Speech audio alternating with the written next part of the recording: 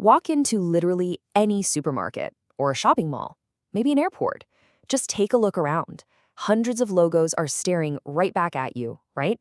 Different colors, different slogans, different promises. Every single shelf just seems to be absolutely overflowing with choice. You've got chocolate from one company, coffee from another, shampoo from someone else entirely. It feels like the ultimate expression of free market competition, just hundreds of different companies all fighting tooth and nail for your attention, and of course, your money. But what if that picture isn't entirely true? What if I told you that many of those competing companies aren't actually different companies at all? Think about it. What if the biggest competition happening right there in your shopping cart isn't between hundreds of scrappy, independent businesses, but between a surprisingly tiny number of corporate giants? Giants who don't actually care if you buy one specific brand over another, just as long as you buy any brand they happen to own. Once you start following the money, you start to notice a pattern, and it's one that completely changes how you'll look at every single shopping trip. Welcome to MarketMindLab. For most of us, brands feel deeply personal. We don't just buy coffee, right? We buy our coffee. We buy the shampoo we've trusted for years. Some people will flat out refuse to drink anything except Coca-Cola. Others absolutely swear by Pepsi. Some shoppers will always reach for Dove, while others won't touch anything but Nivea. We treat these brands almost like they're individual people, like each one represents a totally different company with its own unique set of values. And sure, sometimes that is true, but in a lot of cases, the story is way more complicated. We're shopping by identity and completely ignoring the massive corporate families that quietly own dozens or even hundreds of the brands we see every single day. Now, this wasn't always the game plan. Decades ago, companies usually just focused on building one strong brand. If they made soap, well, they sold soap, and growing meant just making more of that same soap. But as markets got more and more crowded, something shifted. Building a new brand completely from scratch, that became slow, incredibly expensive, and super risky. Imagine you spend 10 grueling years creating the most popular energy drink in your town. You finally make it big. And then one day, a massive multinational corporation comes knocking. They don't actually want to compete with you. They just want to buy you. These global giants realized a really powerful truth. It was so much easier and way safer to just acquire the brands that people already loved. So walk through almost any supermarket today, and you'll find hundreds of products that seem totally unrelated. But get this, the exact same massive corporation that makes your morning coffee might also be manufacturing your cat's dinner.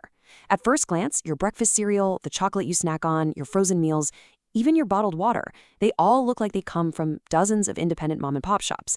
But in reality, they trace back to just a few titans. We're talking about companies like Nestle, PepsiCo, Mondelez, General Mills, and Mars. Their goal was never to eliminate your choices. It was actually to offer products for completely different tastes, budgets, and lifestyles, while keeping all that money rolling up under the exact same corporate umbrella. And this exact same illusion, it exists in the beauty and luxury aisles too. Take a stroll down the cosmetics aisle. One brand is promising you cutting-edge clinical science, while another one right next to it promises natural, earthy simplicity. You've got a premium luxury skincare line sitting just a few steps away from a budget box of hair dye. Yet, these fiercely independent competitors are often reporting to the exact same executives at global groups like L'Oreal, Unilever, or Procter & Gamble. And the luxury industry has followed this exact same logic. Massive groups like LVMH and Kering own multiple prestigious fashion, jewelry, and cosmetics houses. The parent company deliberately preserves each brand's totally unique heritage and creative vibe. Because, let's be honest, that unique identity is exactly what you're paying for. Which brings us to this really strange, kind of fascinating contradiction in modern business. We don't shop by ownership. We shop by identity. These corporations spend literally billions of dollars creating and acquiring these brands, and then they turn around and spend even more money making sure you completely forget who actually owns them. Because corporate ownership, that's not what customers connect with. Now, none of this is a secret. It's all sitting right there in public annual reports for anyone to read. But it still surprises us. Why? Because our brains are wired to remember logos, colors, packaging, and the stories they tell us, not complicated corporate structures. When you grab your favorite chocolate bar, you're definitely not thinking about the parent company. You're just thinking about how eating it makes you feel. Just imagine walking into a store and seeing two identical bottles. Same ingredients, same quality, made in the exact same factory. But one has a really famous logo slapped on it, and the other is completely blank. Most of us are going to choose the familiar brand without a second thought. But why is that? Well, it's because human beings just aren't built to analyze every single tiny decision from scratch. We rely on mental shortcuts. We trust the things we recognize. A brand acts as a shortcut to reduce uncertainty. It basically whispers to our brain, hey, you already know this, you can trust this. You've made this choice before and you didn't die, so let's do it again. This right here is the invisible architecture of the market. It's called market segmentation. The strategy is to create multiple, totally distinct brands to capture completely different customer needs, budgets, and identities, all without ever altering the parent company's image. Now, at first, you might think it would be more logical and definitely cheaper to just slap one giant corporate logo on everything they make. But here's the catch. Different people want different stories. Someone dropping a month's rent on an exclusive luxury handbag is definitely not looking for the same emotional experience as someone buying a highly practical everyday tote bag. If a corporation used just one single brand for absolutely everyone, it would instantly destroy that specific emotional connection. So instead of doing that, they engineer an entire ecosystem of brands. And this strategy creates a truly fascinating illusion.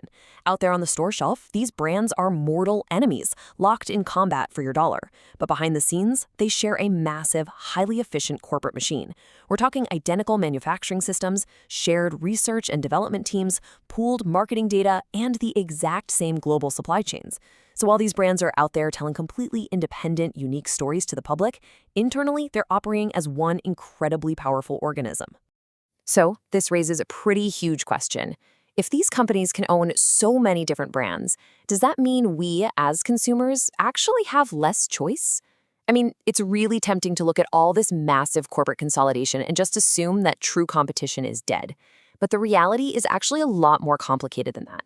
Markets are always shifting. Fresh independent brands are popping up and growing all the time. And small companies absolutely can, and do, challenge these established giants.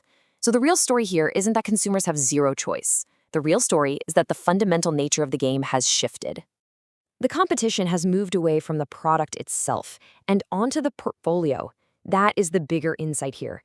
In modern business, companies aren't just fighting to make the best physical object anymore. They are fighting for real estate inside the customer's mind. You could have a person confidently say, oh, I never buy products from company X, while they are simultaneously using 3 different brands quietly owned by that exact same company. And it's not because of some sinister, hidden conspiracy. It's because those brands speak completely different languages and represent entirely different lifestyles. The physical product, that's really only part of what you're buying. The story wrapped around it is what these companies are truly competing for. Think about what it takes to build a brand from scratch. It takes decades of grueling work. You've got to build a rock-solid reputation, cultivate a fiercely loyal audience, fight tooth and nail for shelf space, perfect your marketing campaigns, and ultimately earn people's trust. But buying an already established brand, that is the ultimate shortcut. Picture 2 companies entering a market. One decides to create a brand new product from zero. The other just buys a brand that millions of people already know and love. The acquiring company isn't starting at the starting line. They're essentially buying a back door directly into people's lives and habits. This exposes the ultimate hidden mechanism behind modern corporate acquisitions. When a corporate giant drops billions of dollars to buy up the competitor, the physical stuff, the factories, the machines, the tech, is honestly almost worthless to them. The real value, it's the attention, it's the relationships. They aren't paying for a brick-and-mortar building. They are buying the relationship that already exists inside the customer's head. They're willing to pay billions simply because millions of customers have already made the decision, I trust this.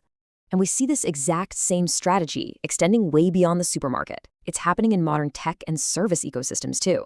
Large technology companies swallow up startups that have fiercely loyal users. Major hotel groups operate dozens of different tiers, everything from budget roadside motels to 5-star luxury resorts, just so that no matter where you travel or what your budget is, they have a place for you.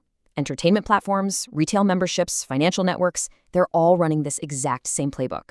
The ultimate goal is no longer just selling you one isolated item. The goal is to become an inescapable, integrated part of your daily routine.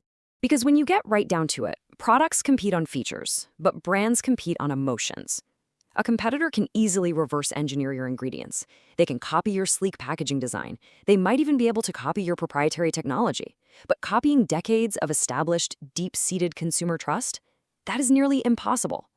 The companies that completely dominate the modern economy aren't necessarily the ones making the most physical products. They are the ones controlling the most relationships. Because once a brand actually becomes woven into someone's identity, it becomes incredibly difficult to replace. Every single day, we make hundreds of choices. Which coffee should I buy? Which phone? Which hotel? The modern marketplace looks more diverse and chaotic than ever before, but right behind that complexity, there is a much simpler structure at play. So the next time you pick up a product, I really encourage you to look a little bit beyond the packaging. Ask yourself, who actually created this? And why does it make me feel this way? Because the next time you think you're choosing between independent companies, you might actually just be choosing between stories. And behind a lot of those stories, there might be a much bigger company waiting. So how is this going to change your next shopping trip? We would absolutely love to hear your thoughts, so please share your perspective with us in the comments below.